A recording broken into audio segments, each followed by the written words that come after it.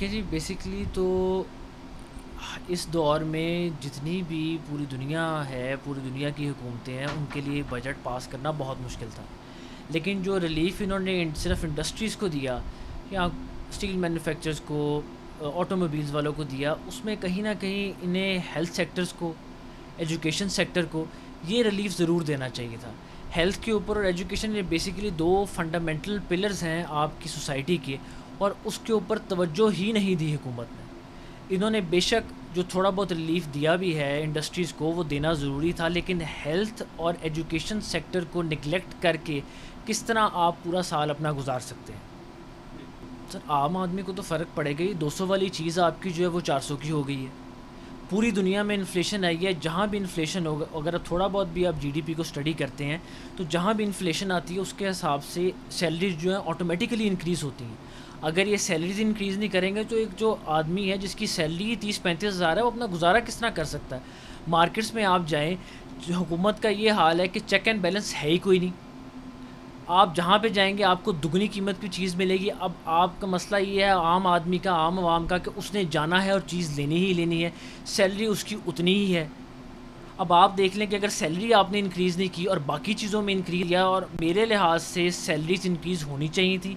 And I personally think कि अब ये टाइम आ गया है बजट के बाद ही कि इन्हें एक मिनी बजट निकालना पड़ेगा जिसमें सैलरी के ऊपर इंक्रीमेंट लगना बहुत ज़्यादा ज़रूरी है।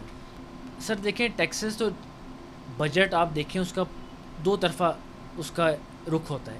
एक होता है बजट का जो प्राइमरीली कि उन्होंने टैक्स रेवेन्यू इकट्ठा करना है, और दूसरा होता है कि आवाम को रिलीफ़ देना है। टैक्स इन्होंने बेसिक लगाया तो नहीं ज़्यादा, लेकिन इंक्रीज़ भी नहीं किया। अब इस बजट से पहले देख लें, 5 माह पहले भी एक मिनी बजट आ रहा था, वो तो नहीं आया। अब बजट निकाला ही निकाला है, तो उसके बाद 2 माह बाद दोबारा मिनी बजट आना है। जो हम एंटिसिपेट कर पा रहे हैं, जो थोड़ा बहुत जीडीपी को और इकनॉमिक और करंट अफेयर्स को फॉलो करते हैं, कि इसके ऊपर अगर आप प्रॉम्प्ट एक्शन नहीं लेंगे तो 2 महीने बाद भी उसका फ़ायदा नहीं होना, क्योंकि ये टैक्सेस बढ़ाएंगे। तनख्वाह आप बढ़ा नहीं रहे, आम आदमी को कोई रिलीफ नहीं दे रहे, और उसके बाद आप कह रहे हैं कि जी कॉमन मैन के ऊपर टैक्स भी लगाएंगे। और उसके बाद जिन्होंने बजट इन्होंने अनाउंस किया, उसके ऊपर ज़रा भी इन्होंने एक दफ़ा भी रोशनी डाली है इनडायरेक्ट टैक्सेस के ऊपर जो ये आवाम से चार्ज करते हैं? एक दफ़ा भी उसके बारे में बात नहीं हुई। मीडिया को ये चाहिए कि इनडायरेक्ट टैक्सेस के ऊपर ख़ास तौर पे बात करें। ये सिर्फ डायरेक्ट टैक्सेस की तो बात कर देंगे, इनडायरेक्ट टैक्सेस के ऊपर किसी किस्म का कोई अमल दखल ही नहीं है। देखिए, मेरे ख्याल से तो शनाख्ती कार्ड की इन्हें रखनी ही नहीं चाहिए। एक बंदा लाख रुपया खर्च रहा है, 50,000 खर्च रहा है, इसमें ये कोई इतनी बड़ी बात नहीं है कि 50,000 और लाख वाला कोई माफिया नहीं है कि जिसका आपने आईडी कार्ड रख लिया है, उसका आपके पास नंबर आ गया है, तो आप उसके ऊपर you can put a reference against him. ऐसा नहीं होने वाला। जिनके ख़िलाफ़ रेफरेंसेस दायर करने हैं, जिन्होंने करप्शन की हुई है, उनका तो शनाख्ती कार्ड आता ही नहीं है। तो आप क्यों आम को तंग कर रहे हैं कि जी 50,000 वाला, लाख वाला, 2 लाख वाला अपना शनाख्ती कार्ड दे?